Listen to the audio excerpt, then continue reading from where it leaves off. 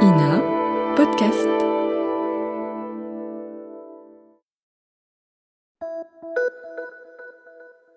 Salut, c'est Clara de l'Ina.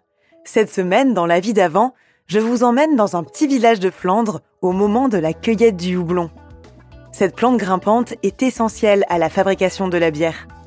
Nous sommes en septembre 1973 chez Monsieur Hoefnagel où la récolte se fait encore à la main. Ce travail, essentiellement féminin, est fastidieux et oblige à rester assis des journées entières. Les femmes viennent avec leurs enfants, ce qui reste possible puisqu'à l'époque, la rentrée scolaire n'a lieu qu'au milieu du mois de septembre. Monsieur Hoefnagel, vous pratiquez encore dans votre houblonnière la cueillette du houblon à la main. Oui, je suis un des rares qui fait encore ce système-là. Mais forcément, il faut premièrement avoir une petite houblonnière, avoir encore la possibilité de trouver des cueilleurs. Et ici, dans la pente du Mont des Cannes, nous trouvons encore ce qu'on appelle de ces vieux cueilleurs qui viennent gentiment, pendant les vacances, avec leurs enfants, se battre un peu dans la campagne. Vous êtes presque le dernier ou l'un des derniers à faire ça. Je crois, oui. Et pourquoi ça disparaît maintenant? Ah, bien sûr, la mécanisation permet de cueillir bien plus vite et de pouvoir employer de plus grandes parcelles. Et forcément, il faut toujours faire vite car la maladie, la vermine est toujours là. Alors, on a employé ce système-là et on n'arrête pas la mécanisation. Mais vous êtes quand même encore un adepte de la pratique à la main. Oui, j'ai conservé un houblon relativement robuste qui a son importance quand même, puisque je n'ai fait que 2 traitements et que j'ai quand même réussi à avoir un houblon sain. Je ne sais pas si ça va durer, mais enfin, pour l'instant, je tiens bon.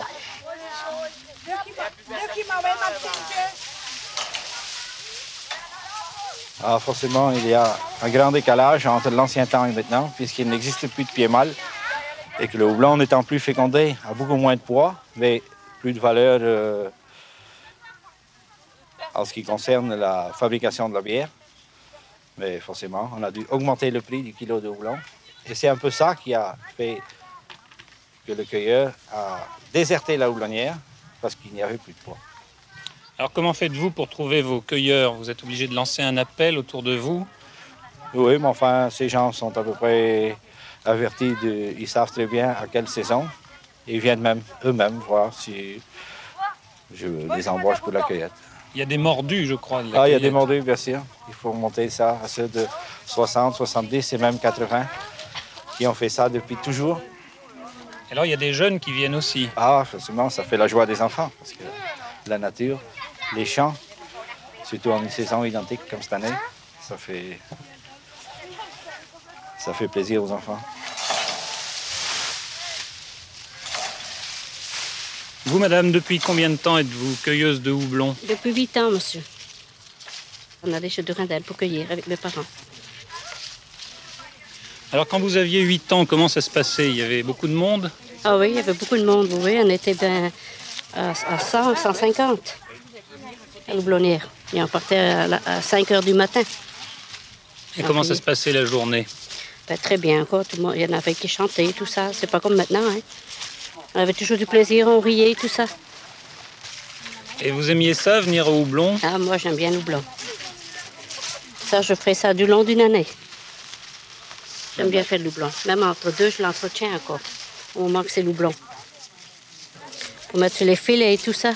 Alors ici, c'est la dernière C'est la houblonnière à la dernière main. qu'on fait à la main, oui.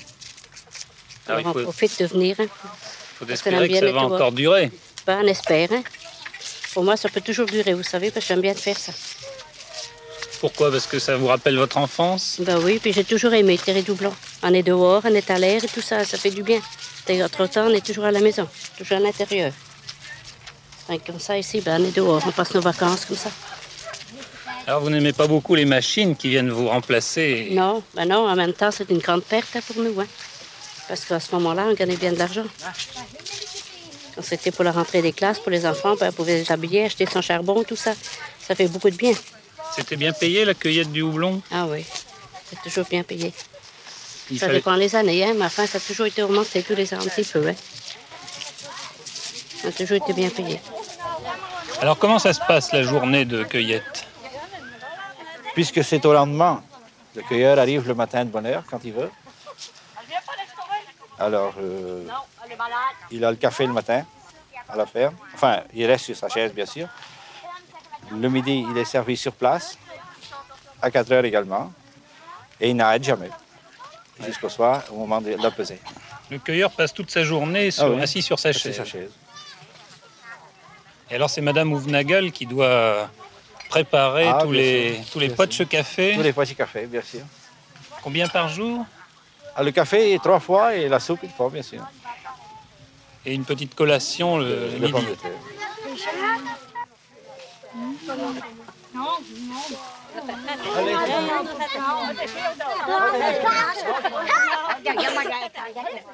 Alors la récolte a toujours lieu au mois de septembre. Toujours au mois de septembre, début septembre, jusqu'au 15-20 septembre. Est-ce qu'il y a un patron pour le houblon? Est-ce qu'il y a une fête spéciale?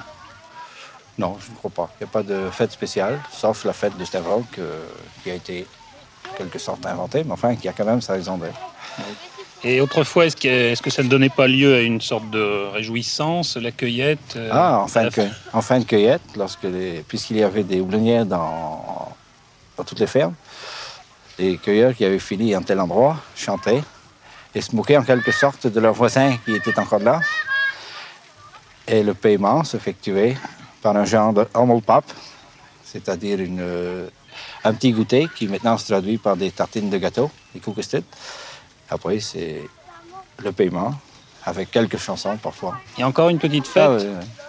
Oui, on rassemble tout le monde et puis tout le monde mange des tartines de gâteau. Tout le monde est gai et puis il y a le paiement.